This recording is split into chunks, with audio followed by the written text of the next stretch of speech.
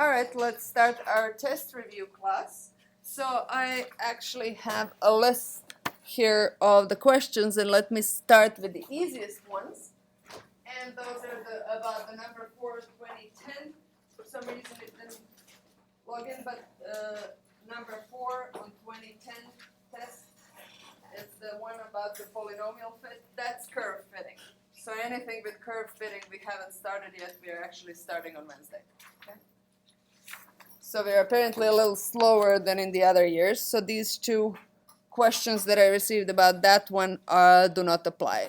Number 4 on 2010. Yes. Anything curve fitting. If you see something suspiciously trying to fit some curves, that's not a question that we tackled yet. Okay? Though that's actually ultimately the problem of curve fitting comes down to solving a linear system. So it's actually an application of a linear system, but we're going to get to that later. You don't know the formulas. I think I answered this one, but I'm going to do it anyway. How do you test for convergence of the fixed point method? So fixed point method is the one that has the form x is equal to g of x, or rather you have to transform your f of x is equal to 0 into that form, and it's going to converge if absolute value of g prime of x is less than 1. So basically you have to test that on some sort of, you know where you would like to start searching for your root. So in that area, like say that you want to start with x0 is equal to 1, around that 1, you know, for instance, between 0 and 2, you would like to have g prime of x less than 1 for all of the values in that sort of interval. So there should be an interval at least where that is true. So basically then you will get a converging method if you actually have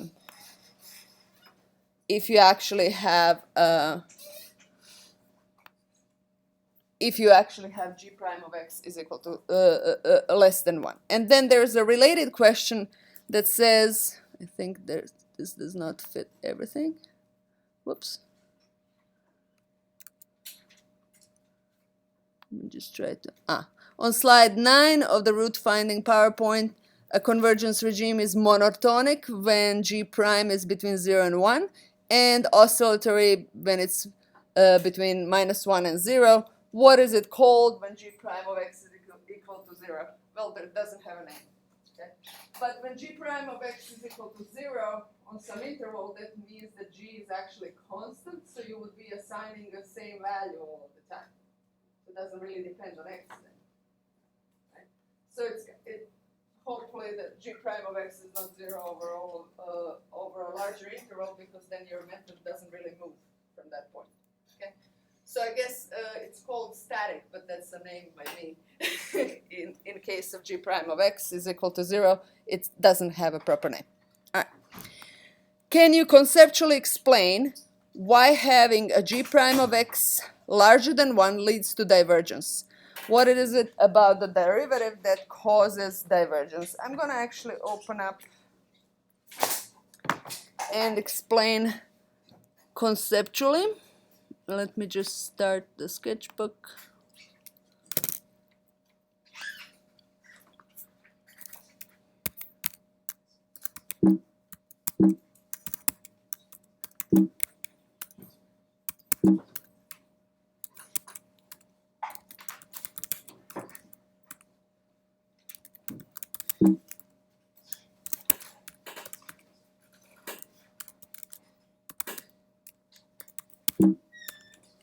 I'm just gonna copy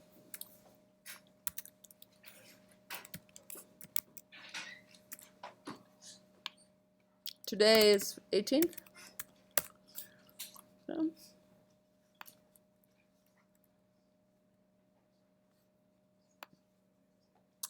So I'm gonna explain it on a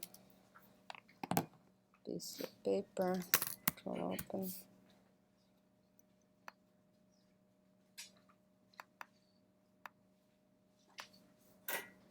Okay. So if I have a g prime of x is large, so it's really larger than 1. Let's look at the approximation. What is g prime of x? So g prime of x I can approximate, or let's call it of xi. Let's say that I'm doing an iteration and I'm right now at iteration xi. Okay? I can approximate it as g of xi plus 1 minus g of xi divided by xi plus 1 minus xi. Does everybody see this? This is a finite difference that is basically approximating a slope. So this is a first order approximation to a derivative. So let me look at it through that lens because it's just easier to look at it that way. So with my iteration, okay, I know that I iterate with fixed point as follows. I say that xi plus 1 is g of xi, right? So for every next iteration, I just kind of plug in the current value into g, and I get what's next iterate. So basically then, what is g of xi plus 1? What is that using this formula? Oi, oi, oi, we have test tonight. xi plus 2, so it's my next iteration, minus, and this is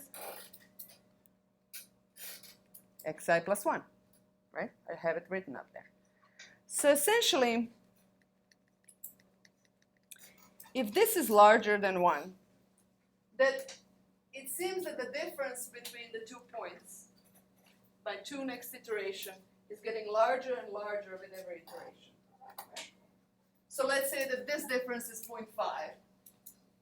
Whatever it is, it doesn't matter what it is. Let's say that it's 0.5. Then the difference between xi plus 1 minus xi plus 2, and so my next iteration, the difference is larger than 0.5 based on this. Does everybody agree? On the next iteration is going to be larger than that, and the next iteration is going to be larger than that. So I'm actually going constantly further, so I will never really converge in terms of getting 2 close iterations, so I can stop the way I iterate. So that it kind of gets out of the hand. And similar would be if I had really smaller than minus 1, right? I would just have a negative difference, but other than that, I would basically go, it seems that the difference between 2 neighboring iterations keeps getting bigger.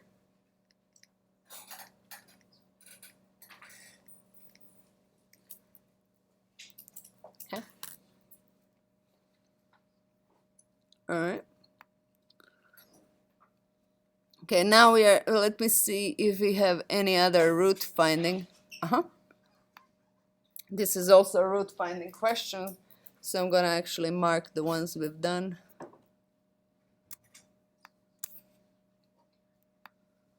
None.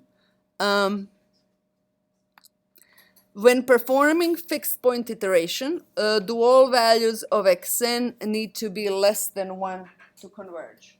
The values themselves do not have to be less than 1. It's the derivative at a value. So there's a difference between xi value that I wrote here and actual derivative. When we're checking, we use our guess value to check the derivative, right? Yes. And sort of like you look at the neighborhood of that value. So typically you have a function so you can see whether it's what the sizes are or something. Like if you're checking the neighborhood of 1, well, look at the 0, 2, right? Or something of that sort. Okay? All right. So again, it's not the value of the actual xn or xi, but it's the g prime of xi. Okay? I came up on one of the tests on 2012. 2012. They had like a negative trig plus a trig plus 1. Which problem are we talking about? 1D on 2012. Yes, so you would look at basically at x0 of 0.7, and you would look at the values. Given that this is cosines and sines, sines and cosines are always limited to less than 1. If they're multiplied by appropriate factor, that g could always possibly be, g prime could always be possibly less than 1. Well, when you take the derivative, you have to add 1 with the x at the end. So it's like hovering right around. Yes, but it could be that you're actually adding a negative value to 1. So you're always going to be less than 1. And that's, if it was converging, that was the case. Okay? So if I say 1 plus minus 0.1, it's going to be 0.9, right? Yeah, but how do you know it was always negative? Because you look at the function. Around those values, it's in a neighborhood, it's in a very specific neighborhood of 0.7. Cosine and sine, they have negative values just like they do positive, right? Maybe it's positive, I don't know, and now I don't have a solution in front of me, okay? But you look at the function. So evaluate it at some neighborhood and see. It could be that because it's negative in that little neighborhood, it's going to be 1 minus something, and that 1 minus something is always less than 1. Right? And in that case, it converges. If it's something positive, then you're always adding a positive value for 1, so you have no chance of convergence. Either way, you know the answer. So that's why probably, well, not probably, this is how I constructed this problem, because sines and cosines, I can control their value. They're always less than 1 in absolute value, so I can kind of evaluate what the values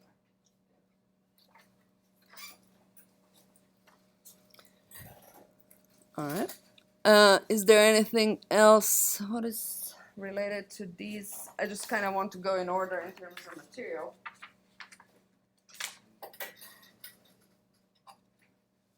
There's a question about 20. How does go?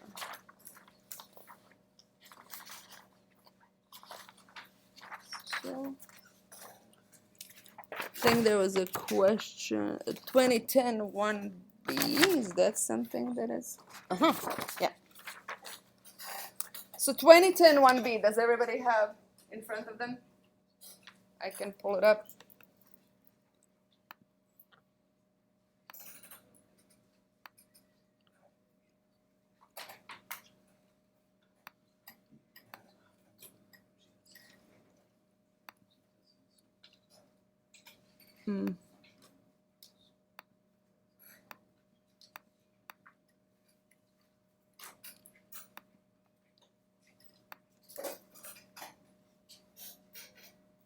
Oh, by the time I find it. Anyway, I'm just going to read it out. I want to solve some nonlinear equation using x is equal to 1 and x is equal to 2 as guess values.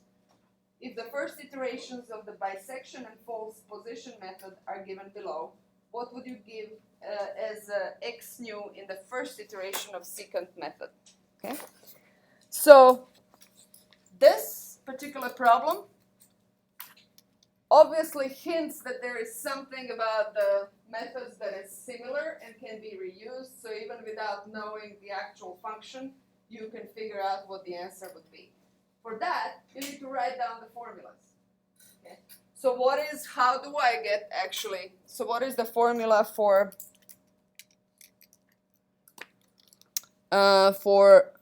so this is 2010 1B.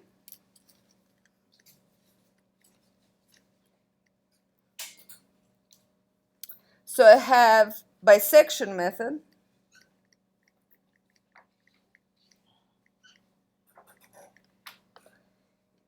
I have started with x is equal to 1 and x is equal to 2. So in bisection method, we're calling them xl is 1 and xr is 2. So I knew in my first iteration, x nu for iteration 1 is simply midpoint between these two, right?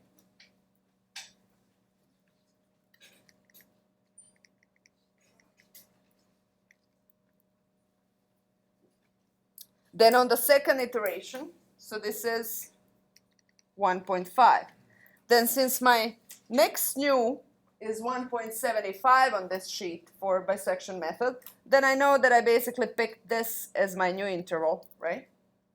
So my next nu on the second iteration is 1.5 plus 2 divided by 2, which is 1.72, and so forth. So for bisection method, well, I would need to know f in order to evaluate what is my next interval. But other than that, I just keep doing these in between.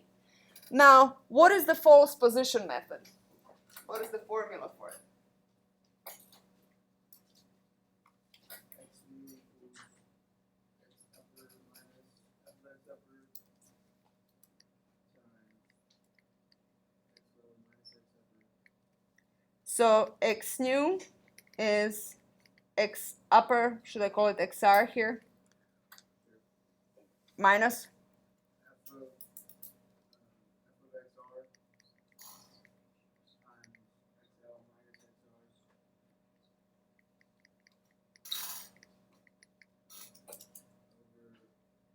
XL minus F of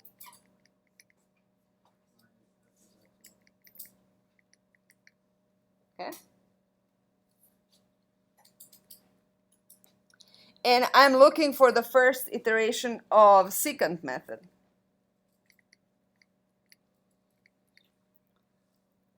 What is secant method?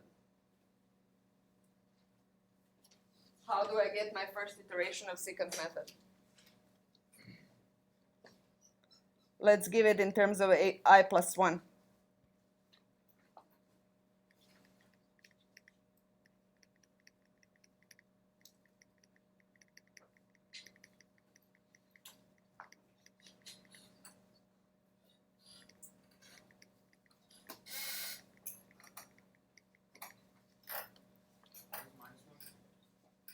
Minus 1. So for secant method, the difference is that I have to have 2 starting points, right? Instead of 1. In a lot of methods, I need 1 starting point. In bisection, I need 2. I need the interval. And in secant method, I need 2. Okay? So basically, once I actually get the method started, this is very similar. XL, XR, XL, XR, right? So what is the answer going to be?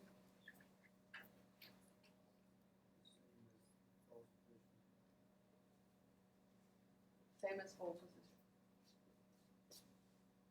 Okay? So if it's baffling like this, write down the formulas, compare. The answer obviously can be found in the information you have, so you will just have to write down the formulas and figure it out by comparing them. And a lot of these methods are similar. All right.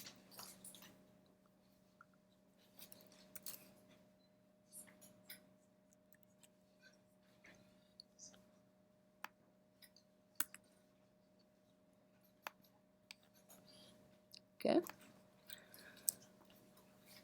I think, so this is the 2.10b. I'm just gonna look for how do we start question 2 of 2012.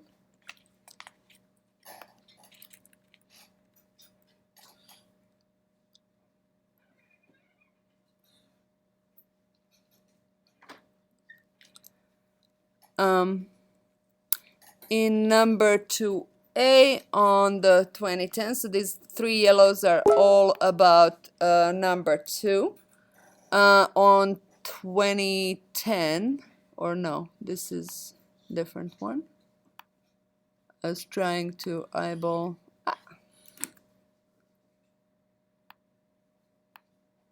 So these 2 are 2010. So 2010, use the first 2 iterations of the secant position method to estimate the root of the following nonlinear equation.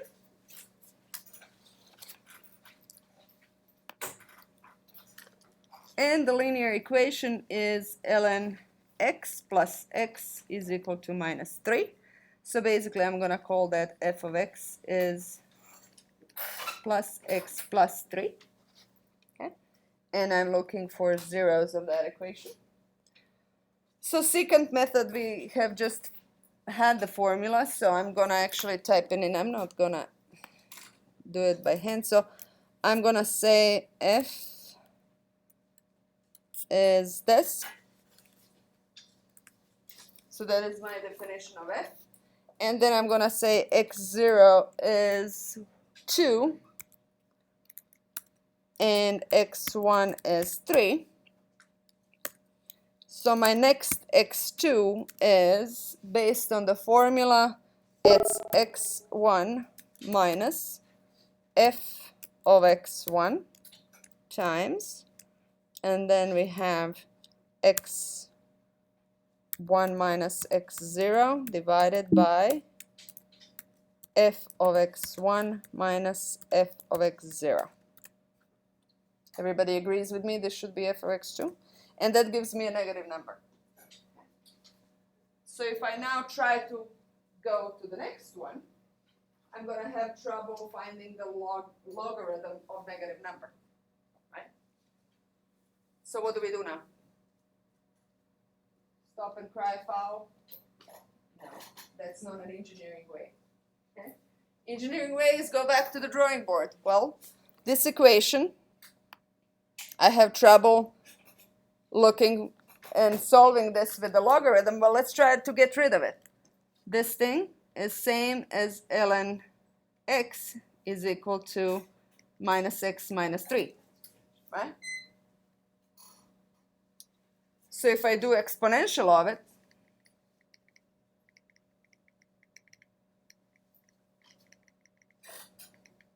this is same as x is equal to exponential of minus x minus 3.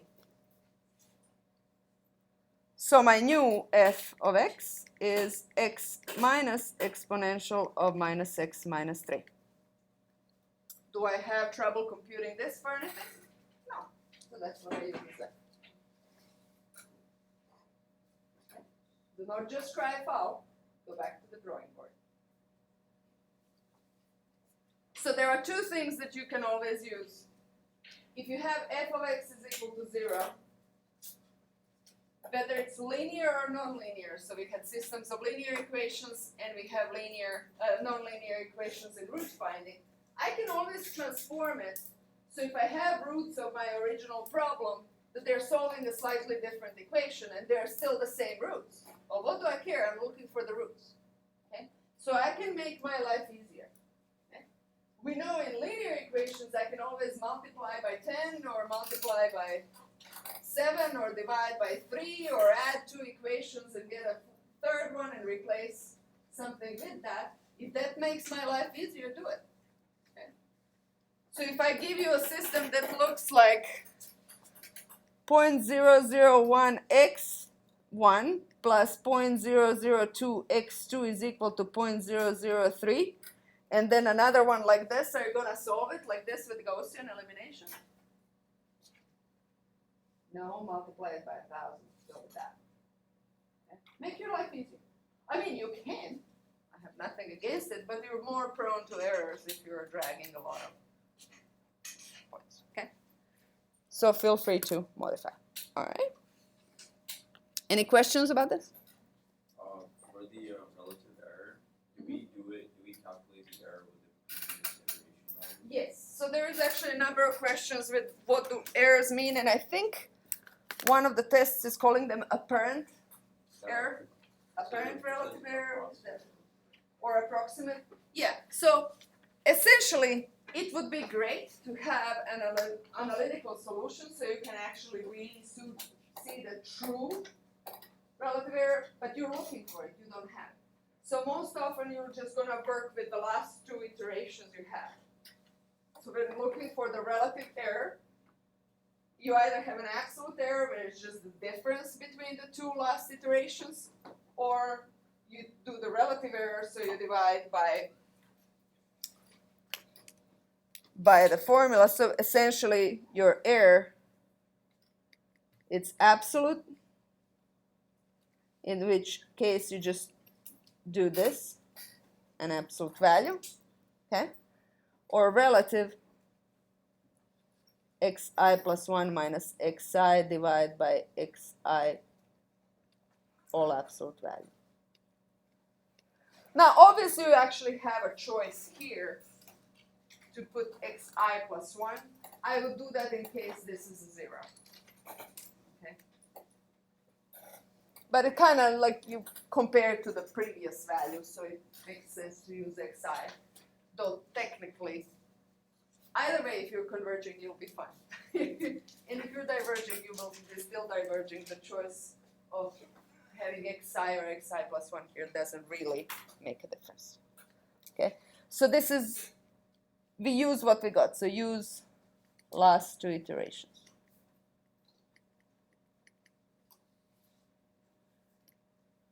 Only in rare cases where you actually have an analytical solution, you can test against that analytical solution. Okay.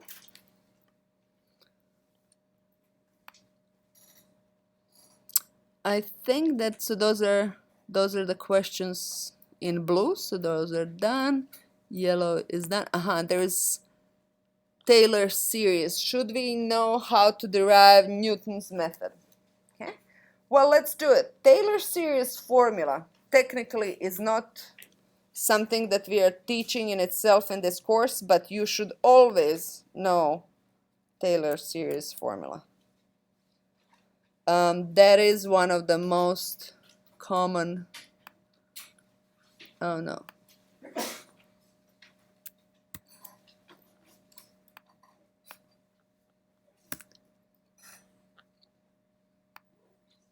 Okay. So relationship between Newton's method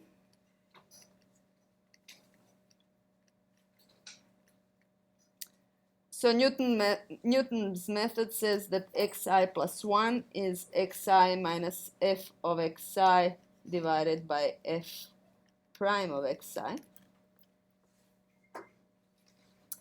And Taylor series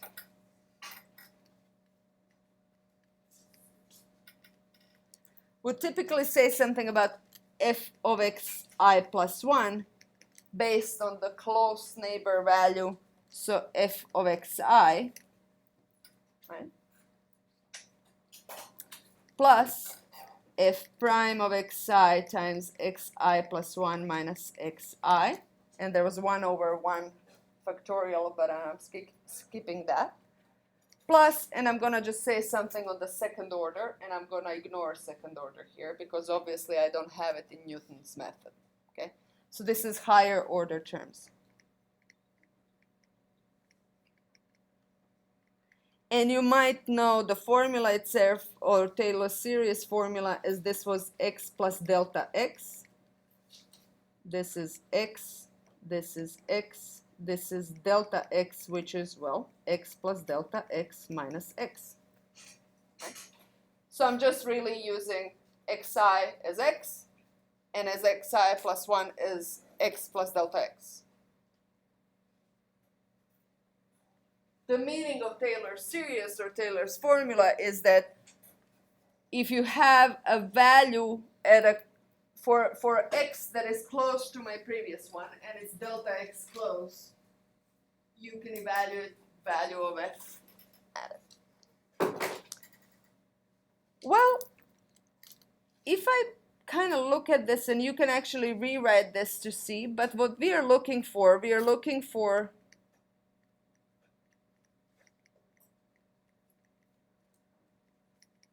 solution to f of x is equal to 0. We are looking for the root of that. So if I essentially ignore this, okay, and I set this to 0 because that's where I want it to be,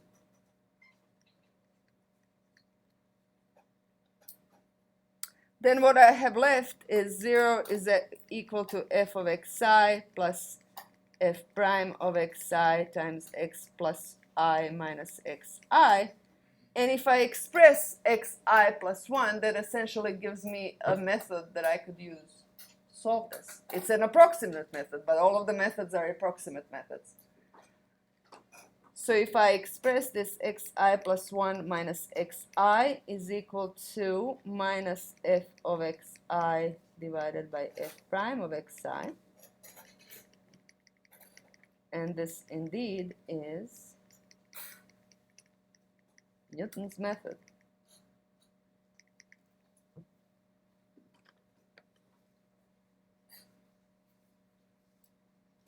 So essentially, you know the end result, or what you should arrive. Write down Taylor's series and see how you can get to it. though Newton really derived it by looking at the graph and drawing a tangent and seeing what the next one should be. You can also do this. So in a lot of methods, they kind of come down to the similar way. And this is how I would come up with a new method, right? Now you could also leave higher order terms here, but then you're getting a nonlinear equation in xi plus 1, which is not something you want to solve. You don't want to replace one nonlinear problem with another. All right. Okay. I think this pretty much exhausts the problems with root finding. Let's switch to other problems. What is the difference between L2 and Frobenius norm? And I'm guessing this is for matrices. Okay. So if I have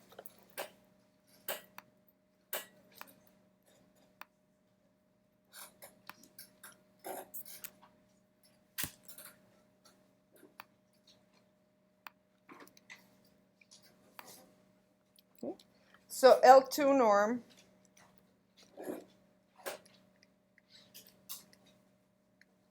and Frobenius for matrices. So essentially, what I'm looking at is I take vectors x such that norm of x2 is equal to 1. And I know what my norm 2 for vectors is. This is square root of x1 squared plus x2 squared plus all the way to xn squared. And then I'm looking at where are all of this. So when I have ax, okay, ax is a new vector, right? And actually my matrix A is a footprint of a linear transformation that takes vector x to a vector ax. So it's really a function of a vector. Okay? So it's a linear function of a vector. So then I actually look at, and sometimes those functions could be very simple. So for instance, if I had shearing, which takes this vector to this vector, okay, I really have a matrix that I multiply with that is related to this angle that I want to shear with, okay? So it's basically just a new vector. Or I could have stretching if I had 2's on diagonal, right? And I multiply A, which is 2's on diagonal 0 everywhere else, times the vector x, then I'm just multiplying the same vector times 2, so I'm just stretching. Okay? So I take ax and I look at where are my ax vectors, or their norm, and I look at the maximum for all of the vectors initially on this sphere. This is a sphere of radius 1. So I have a set of vectors that live on a sphere. I look at where does matrix A map them, and I look at the maximum in the 2 norm of those mappings, and that's my norm. This is the norm of A to 2 norm. Is this something that we can easily compute just by looking at the matrix A? Not always. In this case of diagonal matrix, sure. But otherwise, no. Okay. So it's not easy to find by hand. Whereas Frobenius norm is super easy. Okay? I take sum versus I versus j of aij squared, and then I take a square root. So this is what we thought that L2 norm should be, but it's not. The reason is that the definition of norms is a little more abstract than we just, sometimes they're computed into simple formulas, But this kind of doesn't work for generalization of L2 norm. The reasons are theoretical. Okay? Any other questions about this? Wait, so just for the two norm of matrix AX, you're saying that we have to, so what exactly are we squaring when we take the square root of we do Two norm or Frobenius? two norms? You said that's difficult, but You're not there taking squares of anything. you're not for, so, This is just evaluation of the two norm for a vector. okay, It's just a definition. okay. Most likely you, unless matrix A is really simple, okay? Yeah. You will not be able to see it. And if I ask you, it's going to be a 2 by 2 problem that is kind of easy to draw, so it's easy to see. There you're, so in 2 by 2, you know where you're, this set of vectors where norm 2 over vectors 1 is a circle, right? So possibly it's something that is very easy to draw like that. Okay. So again, if my A is 2, 2, okay, then essentially AX is 2, 0, 0, 2, x1, x2, which is 2x1, 2x2. So it's really 2x. Okay? Well, that's easy either by drawing. So your circle of radius 1 went to circle of radius 2. Okay? And maximum norm of that is 2. Okay? So, or you just look at the maximum for x2 is equal to 1 of 2x. Well, I know that I can take the scalar out for the norm, right? If I just plug it into this. So this is simply 2 of maximum x2 is equal to 1 of norm of x. Well, this is obviously 1, so this is 2. Okay? So in this case, it's really easy to either do geometrically or just look at it. Right. But such cases are not so common. Okay. And that's good news for you because they're unlikely to show up.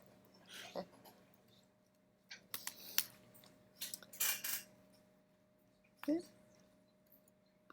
So that is that.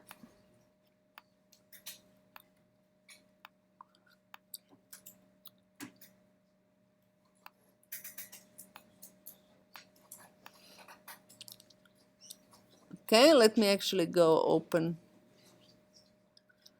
on slide 5 of lecture 6.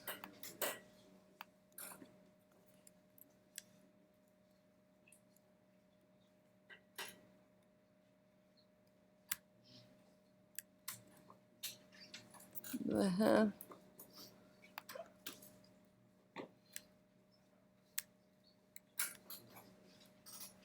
Oh, that's slide 9. Okay. So matrix A must be non-singular. Non-singular means that matrix has an inverse. Okay.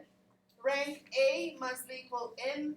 It means that I have linears. That's the same meaning.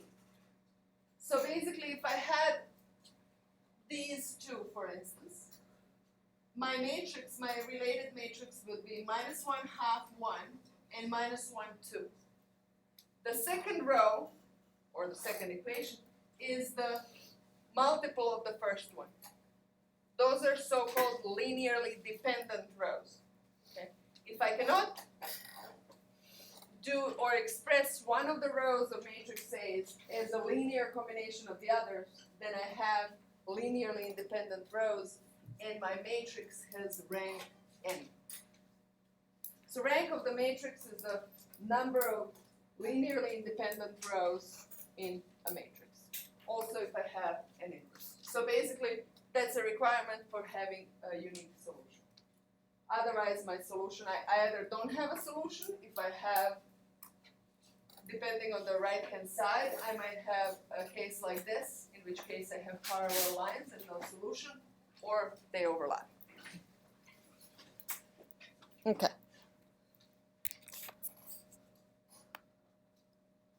significance of the pivot point. So if I have, what is a pivot point?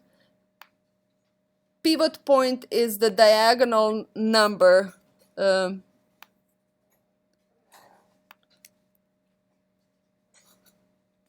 basically, if I've started to do Gaussian elimination or LU decomposition, this is my first pivot point. It's the point that I'm using to eliminate all of the values below. So essentially, these pivot points are my diagonal elements in the matrix. Okay. Significance of the condition number.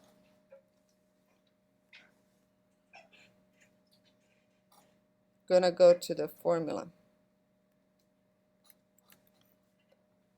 Essentially, this is the significance of the condition number. Let's say that I'm solving an engineering problem. I come up with the AX is equal to B, and often, basically, I'm gonna solve this problem multiple times. I'm just gonna keep changing the right-hand side depending on, I don't know, temperature in the room, okay?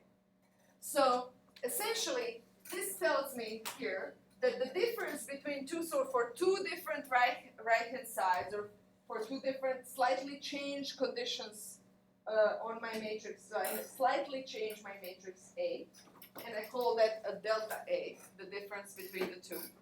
Okay. Then for slightly changed conditions, I'm going to have a slightly changed solution. And I would like that difference between those two solutions to be small if my change in A is small.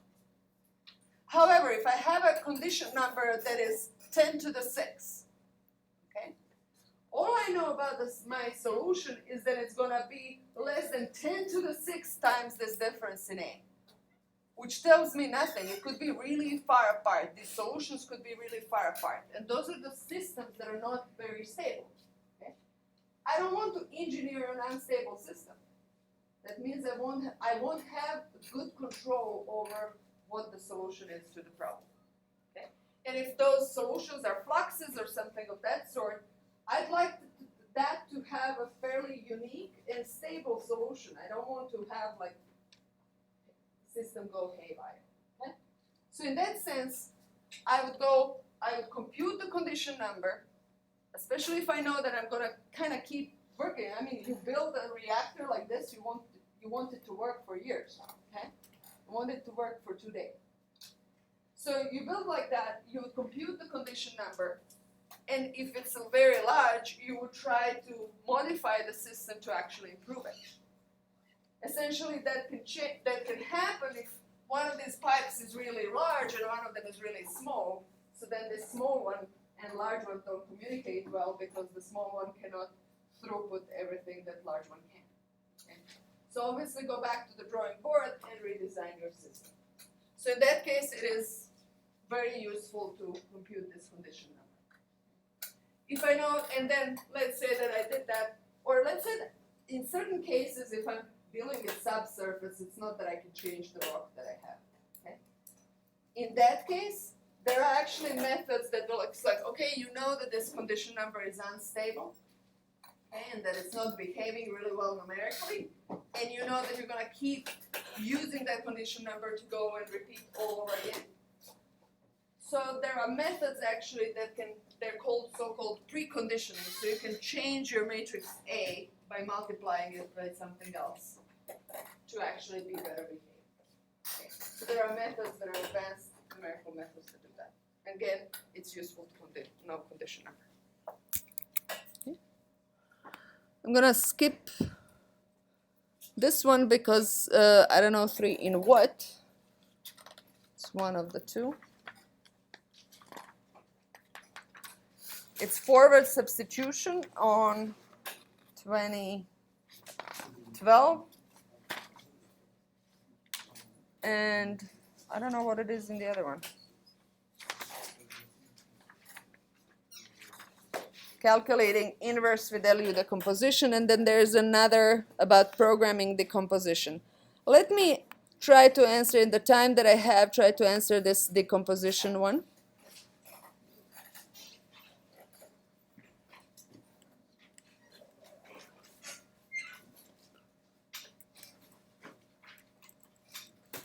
There's my LU decomposition. So quick comment on how would I program LU decomposition. Here we go.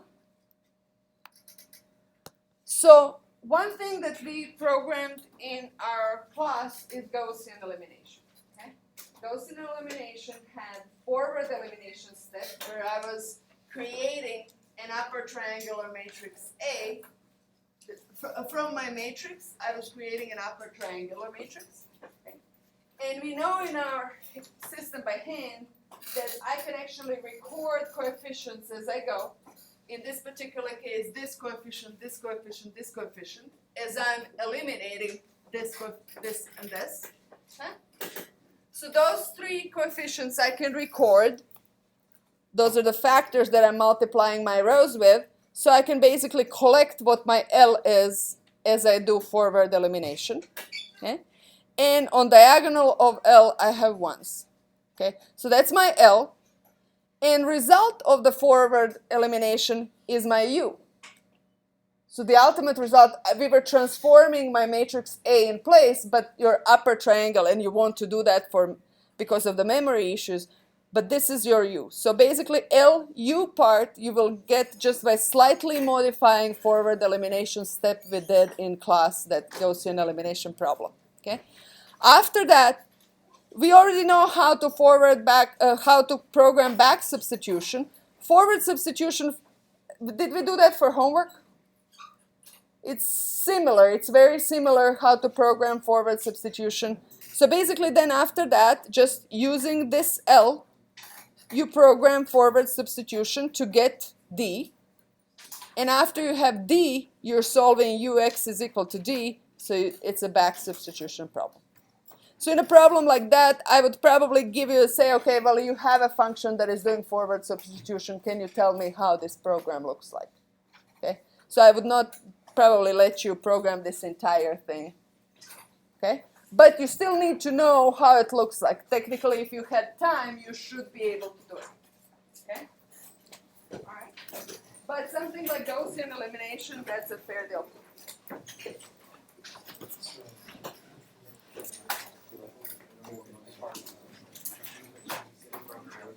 I asked about back substitution, but it was like a 3x4 matrix. You can't do back substitution if it's not a square matrix, right?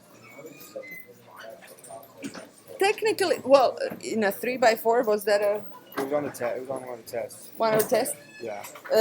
Is it augmented or? Yeah, it's more horizontal, so there's not enough equations. You can always do it. You're just not gonna get.